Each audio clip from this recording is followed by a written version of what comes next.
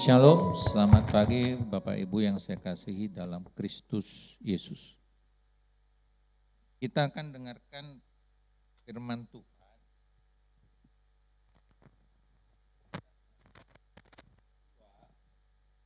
13 sampai dengan 14. Kalau sudah kita baca bersama-sama Mazmur 92 ayat 13 sampai 14. Sudah? 1, 2, 3. Orang benar akan bertunas seperti pohon korma, akan tumbuh subur seperti pohon aras di Libanon. Mereka yang ditanam di bait Tuhan akan bertunas di pelataran Allah kita. Dari firman Tuhan ini saya beri tema bertunas.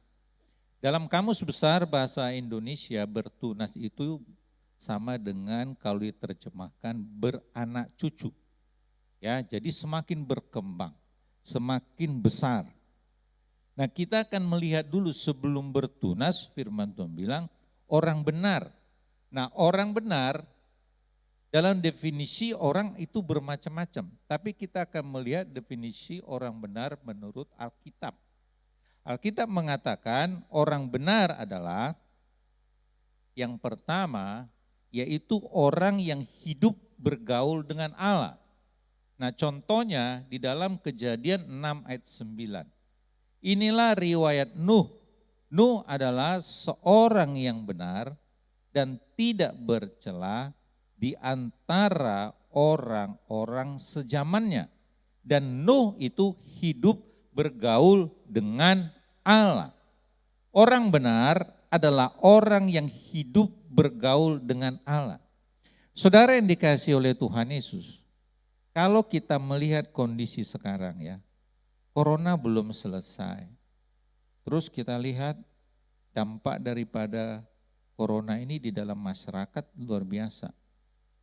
Minyak goreng naik, lalu kemudian tahu tempe loh. Tahu tempe itu kan boleh dikatakan kebanyakan makanan pokok ya, tapi bisa naik. Terus saya dengar kemarin berita lagi itu daging katanya juga sudah langka. Jadi pedagang daging mau mogok katanya. Jadi satu masalah belum selesai, muncul lagi masalah yang baru. Belum lagi kita mendengar itu Rusia menyerang Ukraina. Itu dampaknya luar biasa. Kenapa? Harga minyak naik. Harga emas sekarang naik. Batu bara naik. Itu pasti nanti akan berdampak seluruh dunia dan termasuk kita yang ada di Indonesia ini. Nah, lalu bagaimana? Kita ini satu hal belum selesai, lalu sudah muncul lagi masalah-masalah yang baru. Nah, kalau kita tidak hidup bergaul dengan Allah, maka dalam situasi seperti ini yang terjadi adalah ada banyak orang mungkin akan menjadi putus asa. Karena dia berpikir satu masalah aja lu belum selesai, udah tambah muncul lagi, terus muncul lagi. Lalu mau kemana? Nah, tetapi orang benar dikatakan akan bertunas. Nah, orang benar ini adalah orang yang hidup bergaul dengan Allah. Contohnya adalah Nuh. Karena dia bergaul dengan Allah pada waktu umat manusia pada zaman itu sudah sangat melukai hati Tuhan, melakukan hal-hal yang tidak berkenan di hadapan Tuhan, makanya Tuhan mau menghukum mereka. Tetapi Tuhan memilih Nuh dan keluarganya, istri, anak, menantu, dan Tuhan bilang kepada Nuh setiap binatang sepasang-sepasang untuk dimasukkan nanti ke dalam perahu. Bahtera Nuh. Kenapa Tuhan memilih Nuh? Kenapa bukan yang lain? Karena di antara manusia sezamannya pada saat itu, Nuhlah orang yang benar, yang hidupnya tidak bercela karena dia bergaul dengan Tuhan. Jadi ini yang dimaksud dengan orang benar, orang yang hidup bergaul dengan Allah. Jadi bukan berarti kalau saudara setiap minggu ke gereja, rajin mengembalikan persepuluhan, lalu berbuat baik, tetapi saudara tidak bergaul dengan Allah, bukan berarti saudara orang benar. Karena orang yang tidak bergaul dengan Allah Ada orang yang memang punya sifat bawaan, dia memang bawaannya orangnya baik memang. Disuka menolong dan sebagainya. Tapi dia nggak kenal Tuhan. Biarpun setiap minggu ke gereja, lalu kalau dari hari Senin, Selasa, Rabu, Kamis, Jumat, Sabtu, saudara di rumah tidak bergaul dengan Allah. Saudara bukan orang benar menurut kategori apa yang firman Tuhan bilang. Jadi enggak ukuran kalau saudara ke gereja berarti saudara orang benar. Tidak menjadi ukuran kalau saudara sudah dibaptis berarti saudara orang yang benar. Alkitab bilang orang benar adalah orang yang hidupnya bergaul dengan Allah. Orang yang bergaul dengan Allah, saya beri contoh yang paling gampang, suami istri. Setiap hari ketemu, mereka ngomong masalah anak, masalah pekerjaan, dan banyak masalah. Nanti masalah di kerjaan si A, si B diceritakan ke istrinya dan sebagainya. Mereka karena apa? Karena akrab. Mereka bergaul. Jadi kalau ada suami istri tidak hidup bergaul, tidak akrab, berarti ada sesuatu yang gak beres, saudara. Karena yang dipersatukan Tuhan itu kan suami dan istri. Bukan suami dan temannya. Tapi suami istri yang dipersatukan Tuhan. Makanya dia harus bergaul, intim, akrab. Jadi kalau ada dalam hidup ini, saudara sudah punya suami, punya istri, tapi saudara lebih sering curhat sama orang lain dibandingkan kepada suami dan istri, berarti ada yang aneh dalam hidup saudara.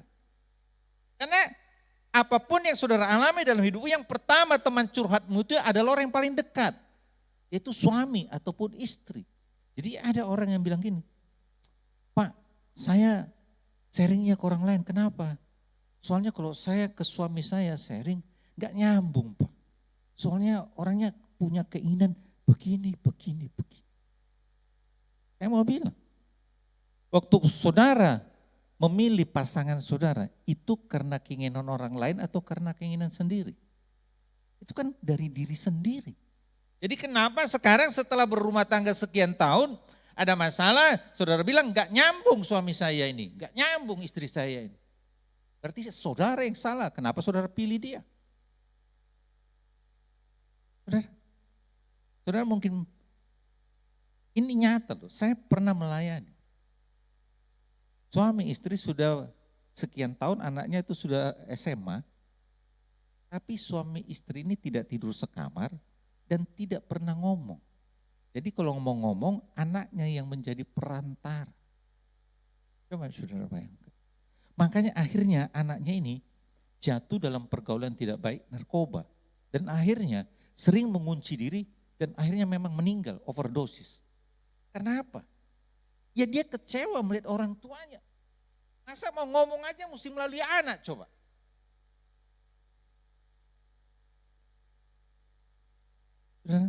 Hidup bergaul akrab dengan Allah, itulah orang benar. Seperti suami istri. Jadi Bapak Ibu suami istri di sini kalau ada di antara saudara yang enggak akrab, lebih sering curhat sama orang lain, itu berarti ada tanda tanya benar, besar. Berarti ada enggak beres dalam hidup. Saudara harus selesaikan. Karena yang dipersatukan Tuhan itu saudara, suami istri, bukan orang lain saudara. Biarpun teman di kantormu.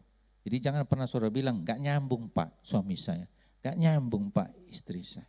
Ya kalau enggak sambung, ya sambungkan dong kalau enggak nyambung. Gimana caranya? Komunikasi saudara. Itu orang benar, hidup bergaul dengan Allah. Yang kedua, orang benar, iman kepada Yesus Kristus. Tolong slide-nya, yang nomor 3. Ya. Roma 5 ayat 17 sampai 18. Sebab jika oleh dosa satu orang, maut telah berkuasa oleh satu orang itu, maka lebih benar lagi mereka yang telah menerima kelimpahan kasih karunia dan anugerah kebenaran akan hidup dan berkuasa oleh karena satu orang yaitu Yesus Kristus. Sebab itu sama seperti oleh satu pelanggaran semua orang beroleh penghukuman. Demikian pula oleh satu perbuatan kebenaran semua orang beroleh pembenaran untuk hidup. Iman kepada Yesus Kristus. Saudara, percaya kepada Yesus, maka saudara dan saya dibenarkan di hadapan Tuhan. Karena semenjak Adam dan Hawa jatuh dalam dosa, kita semua sudah terpisah. Tidak benar di hadapan Tuhan. Dan hanya darah Yesus yang membenarkan saudara dan saya. Dan itu melalui keputusan.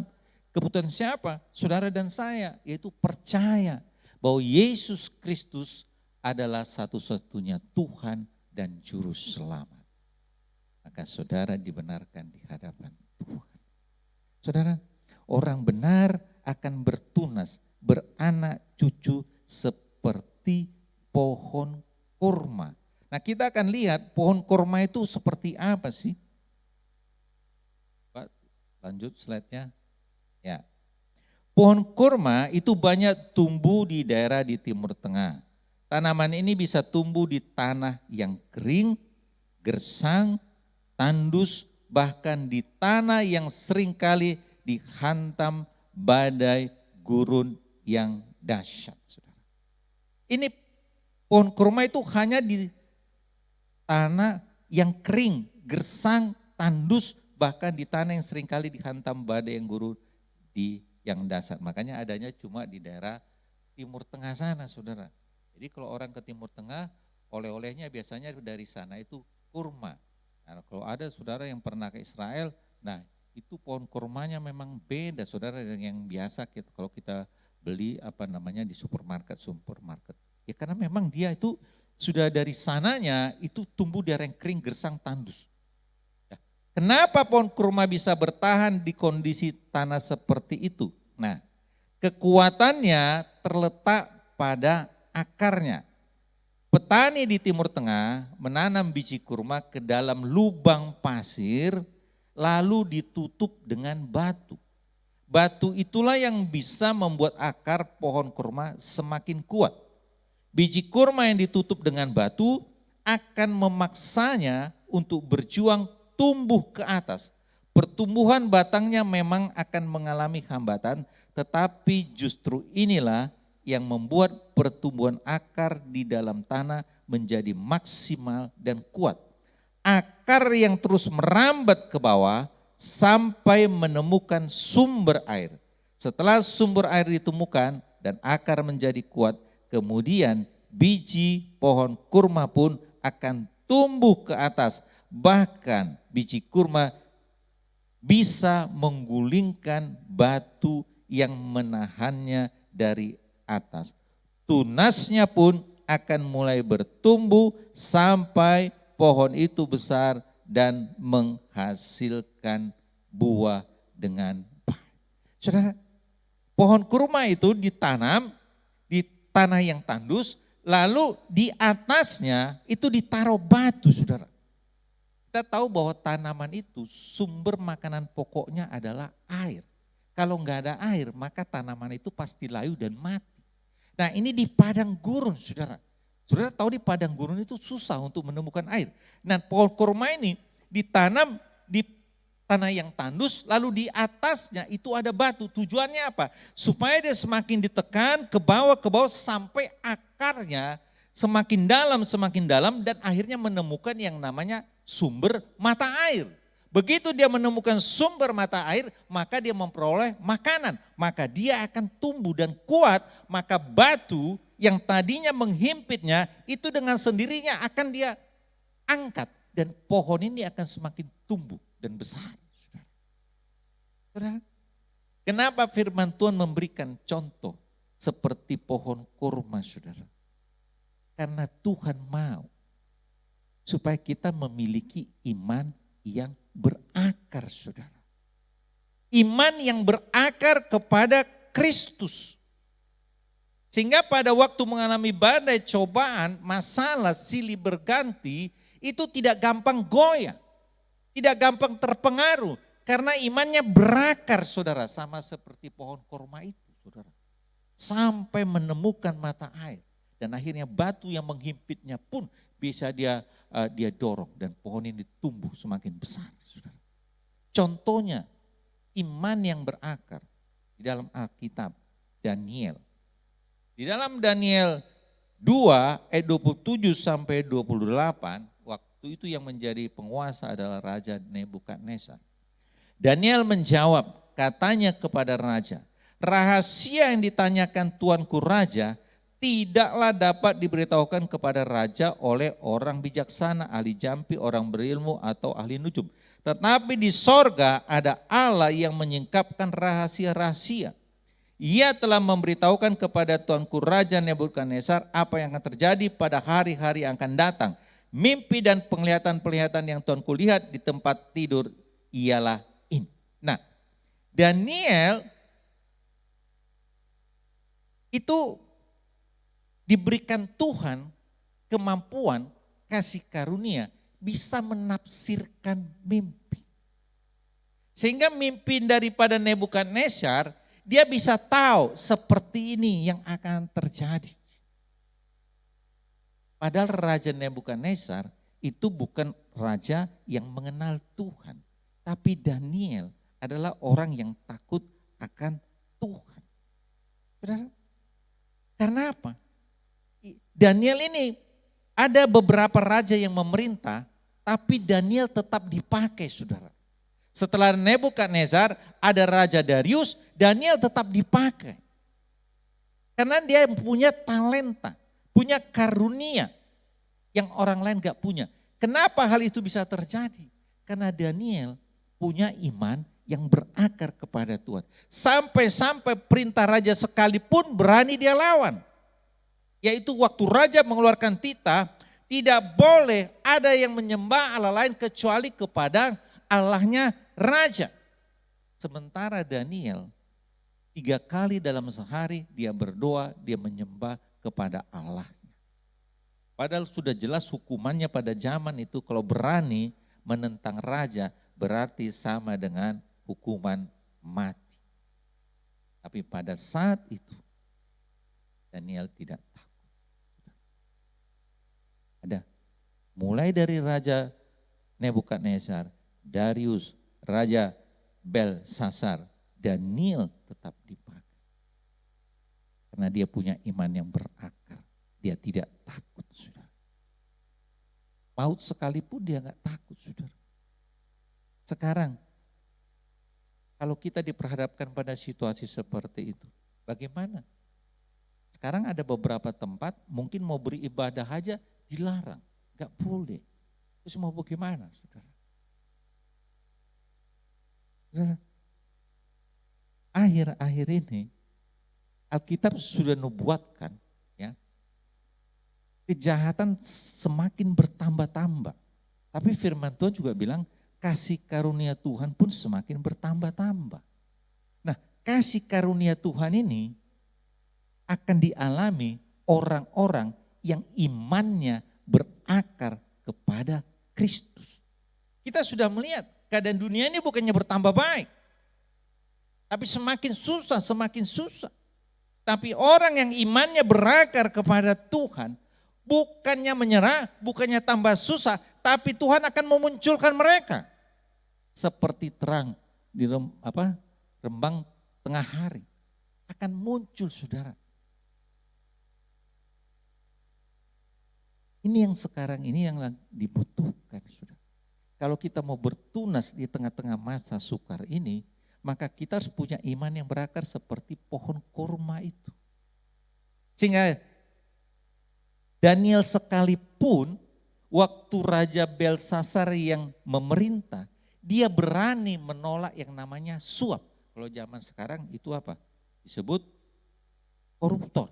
Nah, di dalam Daniel 5, 16-17 dikatakan, tetapi telah kudengar tentang engkau bahwa engkau dapat memberikan makna dan dapat menguraikan kekusutan. Oleh sebab itu jika engkau dapat membaca tulisan itu dan dapat memberitahukan maknanya kepadaku, maka kepadamu akan dikenakan pakaian dari kain ungu dan pada lehermu akan dikalungkan rantai emas. Dan dalam kerajaan ini engkau akan mempunyai kekuasaan sebagai orang ketiga.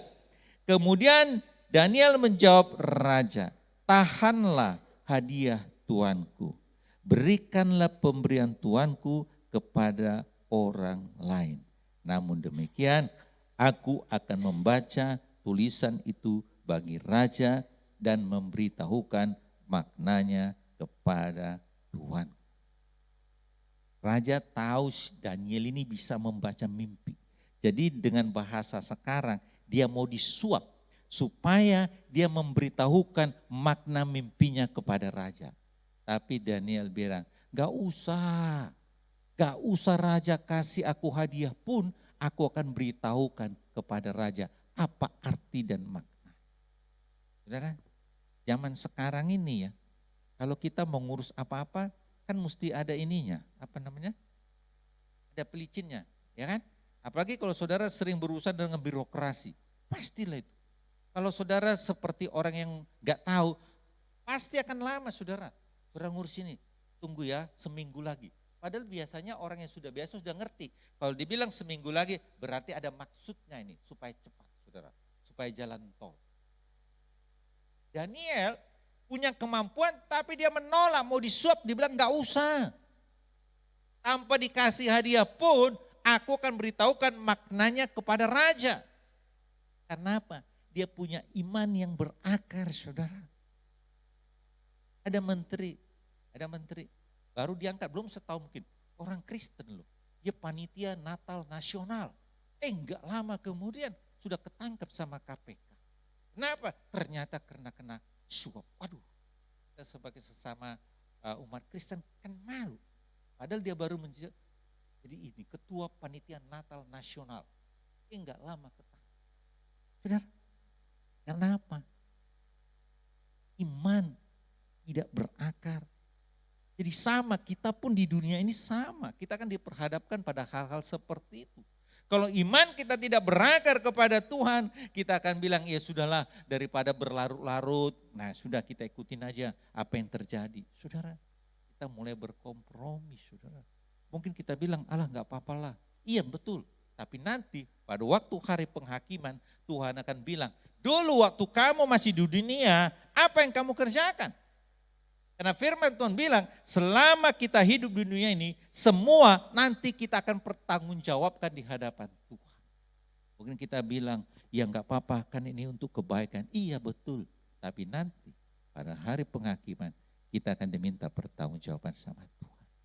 Saudara, makanya dalam masa-masa sukar sekarang ini, kita perlu memiliki iman yang berakar seperti Daniel, saudara. Supaya gak gampang, saudara, kita digoda oleh situasi dan keadaan. Supaya kita gak gampang terbawa arus, saudara. Memang keadaan-keadaan ini tanpa kita sadari, itu pun sudah melatih kita. Apakah kita betul iman kita benar-benar percaya kepada Tuhan. Situasi yang ada sekarang ini pun tanpa kita sadari membawa kita pada kondisi itu, saudara.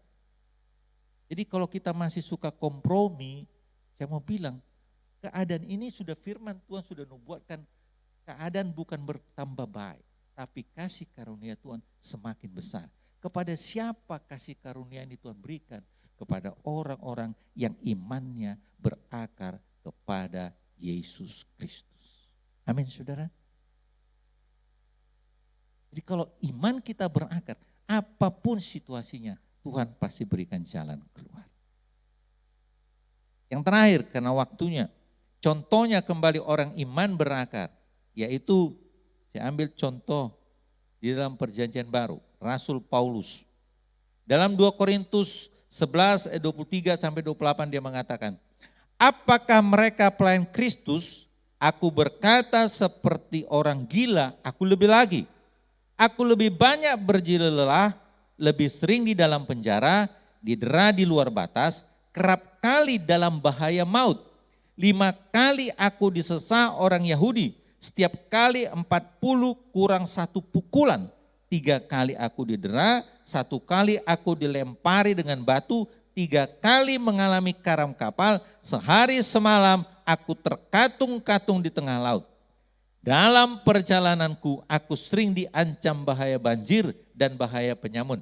Bahaya dari pihak orang-orang Yahudi dan dari pihak orang-orang bukan Yahudi. Bahaya di kota, bahaya di padang gurun, bahaya di tengah laut, dan bahaya dari pihak saudara-saudara palsu. Aku banyak berjerih lelah dan bekerja berat. Kerap kali aku tidak tidur, aku lapar dan dahaga. Kerap kali aku berpuasa, kedinginan tanpa pakaian, dan dengan tidak menyebut banyak hal lain lagi. urusanku sehari-hari yaitu untuk memelihara semua jemaat-jemaat. Saudara, Paulus, saudara. Mungkin kalau kita dibandingkan dia nggak ada apa-apanya. Tapi ini menjadi gambaran buat kita. Orang yang iman berakar itu seperti itu. Karena situasi ini kita suka nggak suka kita akan dibawa terus kepada kondisi-kondisi yang semakin sukar, saudara. Semakin sukar. Karena Alkitab pun sudah menubuatkannya. Nilai uang pun nanti semakin nggak ada harganya. Itu sudah dinubuatkan. Kalau kita nggak punya iman berakar, maka kita akan pasti goyah, saudara. Sama seperti, akan banyak nanti orang yang beriman seperti Esau. Karena apa? Nah, apa?